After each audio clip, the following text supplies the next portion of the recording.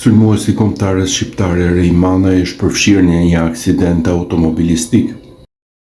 Ngjarja ka ndodhur teksa i po kthehej në banesë nga rruga e Bagdad në Sivas sipas raportimeve të mediave të huaja.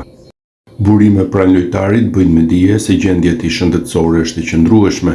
Nga incidenti janë shkaktuar vetëm dëme materiale dhe nuk raportohet për lëndime serioze.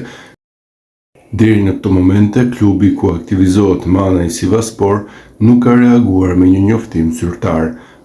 Pritet që në vijim të ketë më shumë informacion lidhur me rrethanat e aksidentit. Rejmana është i papërmbajtshëm me Sivasporin, këtë e ka treguar sot, ku në pjesën e parë realizoi dopjet golash përballë Vansporit. Golat erdhën brenda 4 minutave në ligën e parë turke, fillimisht i pari në minutën e 28 dhe më pas i dyti në minutën e 31. Pjesa e parë u mbyll në avantazh 3-1 për ekipin e Manait. Barazimi i Tronditës erdhi në fraksionin e dytë të lojës.